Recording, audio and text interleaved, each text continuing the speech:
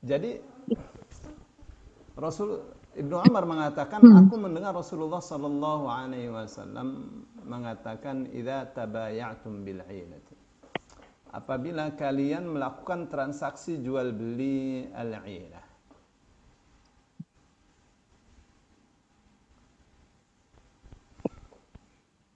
Apa itu jual beli al-'ainah? Jual beli al-'ainah itu satu jual beli yang direkayasa untuk memperoleh riba, tapi seolah-olah itu bukan riba. Gambarannya adalah dua orang yang sudah faham, sama-sama faham bagaimana ini supaya tidak riba, maka yang punya uang juga punya barang. Taruhlah si Fuad punya uang, punya barang. Kawannya bernama Budi menginginkan uang. Fuad tidak mau terjadi riba. Tapi Fuad tetap menginginkan pengembalian tambahan dari yang dipinjamkannya itu. Maka Budi datang kepada Fuad, dia mengatakan, "Ane butuh duit 20 juta." Ya, Fuad katakan, "Baik, saya ada barang. Ini kamu mencicil harganya 25 juta. Ambil nih barangnya." Sudah diambil barangnya, yang seharga 25 juta itu dengan harga dia mencicil. Ya.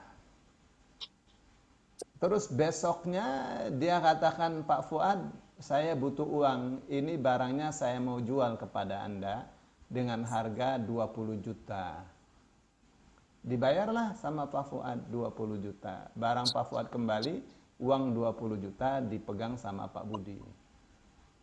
Pak Budi dapat uang 20 juta, Pak Fuad dapatkan barangnya kembali yang kemudian akan dibayar seharga 25 juta dengan cara mencicil. Itu yang disebut bai'ul 'ainah. Dapat tambahan 5 juta.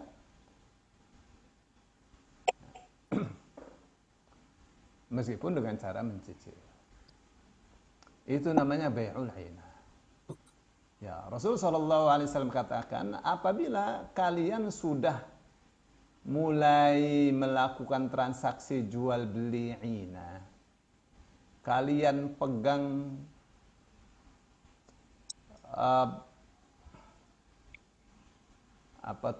buntut,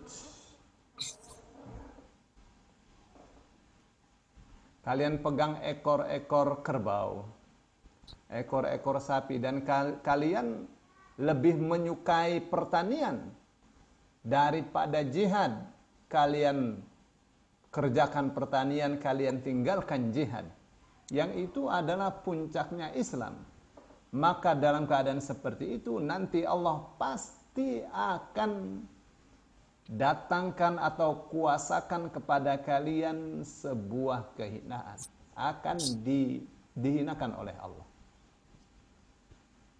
Yang kehinaan itu tidak ada yang bisa mencabutnya, kecuali kalian mau kembali kepada agama kalian. Ya, seperti yang Allah katakan, innallaha la yughayyiru ma biqaumin hatta yughayyiru ma bi anfusihim. Sesungguhnya Allah tidak akan mengubah nasib satu kaum sehingga kaum itu mengubah nasibnya sendiri.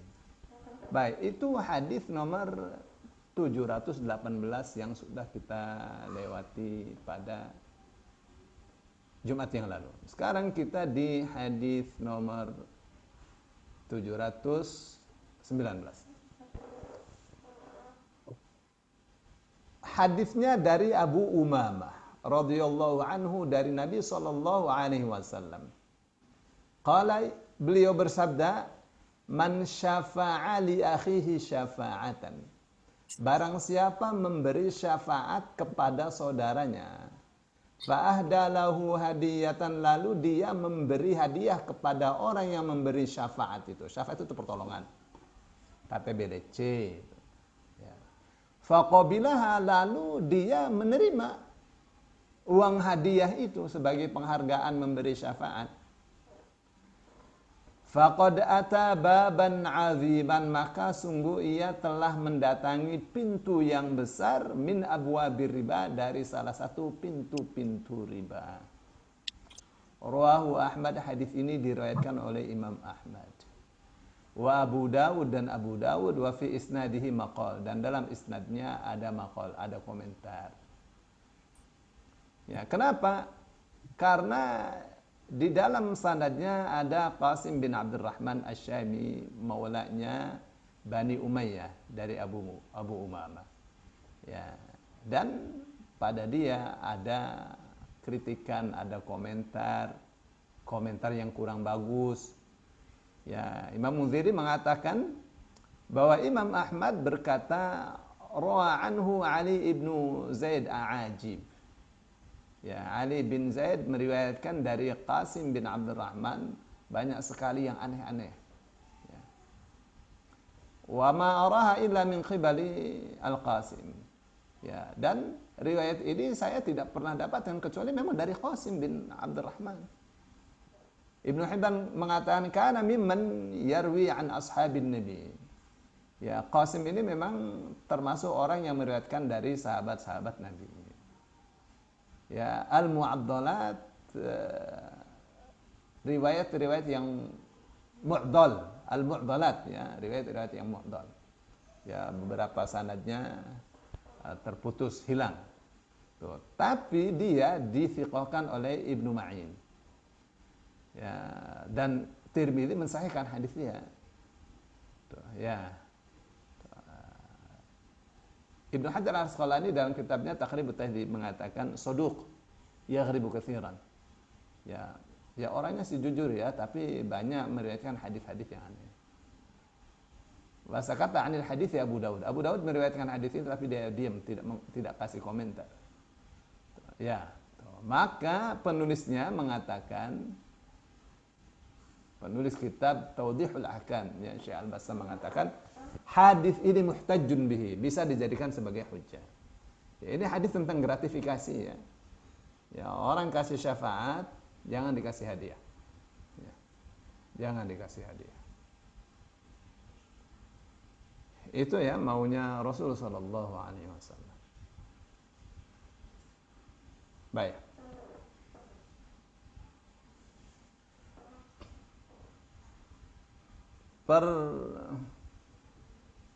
Pelajaran yang bisa diambil ya, ini tidak dikasih ya, atau yang jelas ini macam gratifikasi ya. Gratifikasi itu salah satu bab riba.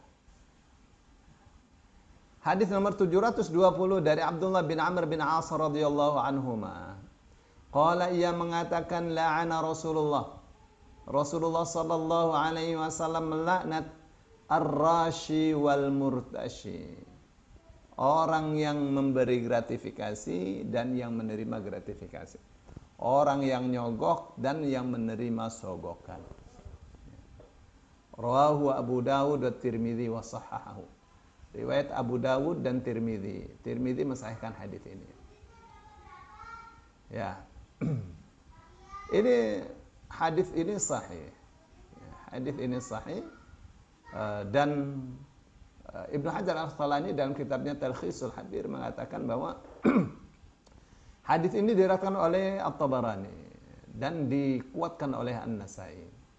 Imam Hakim meriwayatkan hadis ini marfu dari jalan Atha dari Ibnu Abbas. Imam Hakim mengatakan sahih. Hadis ini sahih. Baik. Apa yang bisa kita ambil dari hadis ini? Penting ya untuk untuk diperhatikan juga riwayat dari Imam Ahmad yang menambahkan kata ar-ra'ish. Jadi la'ana Rasulullah sallallahu alaihi wasallam ar-rashi wal murtashi war ra'ishi. Allah melaknat orang yang menyogok, menerima sogokan dan menjadi penengah antar keduanya. Tuh, ya. Tuh, dua-duanya. Mana itu penengah? Ya, perantara. Nah, supaya tidak disadap nih. Jadi bagaimana? Ya, pakai telepon sopirnya. Ya, bagaimana nih? Durennya kemana dikirim? Tuh, udah ngomongnya duren semangka, padahal mah dolar itu. Ya, pakai bahasa-bahasa isyarat. Dikiranya itu tidak dilacak itu semua itu oleh KPK. Ya, semua nomor yang di ring dia, ring 1, ring 2, ring 3 itu sudah ada direkam itu. Ya, terlacak semua. Oh, kemana ini nomor ini? Oh, ke sini, ke sini, ke sini. Suaranya terekam, tulisan terekam. Tuh, jadi tidak bisa berkelit. Ini orang saya tidak pernah dan seterusnya. Tapi itu ada. Ya. Kemana ini uang ini meluncur? Oh, tidak pakai meluncur tuh uang tuh. Ya, memang itu dalam bentuk fisiknya diberikan.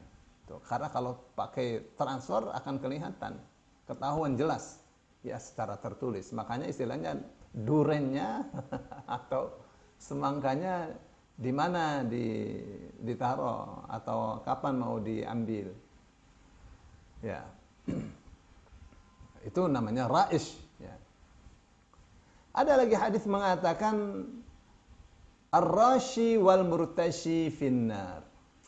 Yang menyogok dan yang disogok di neraka. Tuh, maka mereka ada yang mengatakan memberikan penjelasan. Ya, itu tidak haram ya, riswah itu. Tidak haram ya yang namanya sogokan itu. Gratifikasi itu tidak haram. Rasul tidak katakan begitu bahkan. Tuh, tapi finnar di neraka, kayak haji mabrur. Ya, tidak ada pahalanya itu. Tapi Rasul katakan kecuali surga. Ya. Jadi jangan pernah bertanya tentang hukumnya riswah atau sogokan. Ya, karena itu tidak haram. Tapi yang nyogok dan disogok dan yang menjadi perantaranya masuk neraka tuh. Baik. Itu hadis nomor 720.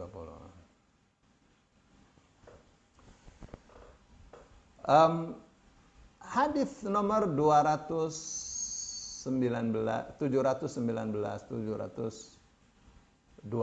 ya. Ini tentang apa ini? Tentang memberikan pertolongan ya, memberikan bantuan. Ya. Apabila seseorang memberikan bantuan kepada orang lain, maka ada beberapa hal yang perlu diperhatikan. Pertama, seseorang memberikan pertolongan kepada saudaranya untuk hal-hal yang berkenaan dengan penyelamatan saudaranya dari kezaliman. Ya, orang ini dizalimi ya. Orang ini tidak melakukan pemerasan tapi dituduh memeras. Orang ini tidak membunuh dituduh membunuh. Orang ini tidak memperkosa dituduh memperkosa. Ya, ditangkap oleh polisi secara serampangan. Ya, mengaku tidak mengaku harus mengaku. Ya, disetrum di apa saja, direkam, akhirnya mengakulah. Ya, daripada mati. Ya. Nah, memberikan syafaat kepada orang yang dizalimi seperti ini hukumnya wajib. Ya, hukumnya wajib bagi orang yang mampu memberikannya. Nah, orang yang memberikan pertolongan kepada orang yang dizalimi ini haram hukumnya mengambil bayaran. Ya. Haram hukumnya mengambil apapun atau menerima apapun dari orang yang dizalimi ini. Ya, ya. Terus yang kedua, menolong seseorang untuk memperoleh barang atau sesuatu yang bukan haknya. Ya, dia tidak berhak untuk memperoleh itu. Ya. Nah, misalnya pekerjaan, ini sebenarnya dia tidak berhak ini. Ya, tiba-tiba saja jadi komisaris. Ya, ada hak apa dia jadi komisaris itu? Tiba-tiba saja dia diangkat menjadi pejabat A, pejabat B. Padahal tidak ada keahlian dia di situ. Ya, bagaimana seorang diangkat menjadi duta besar untuk satu negara ya, yang dia tidak punya keahlian sama sekali di situ.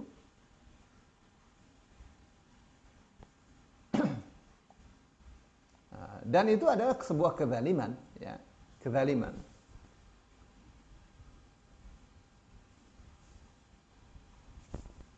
Jadi zalim kepada orang yang dikasih syafaat, zalim kepada orang yang dia minta syafaat kepada dia.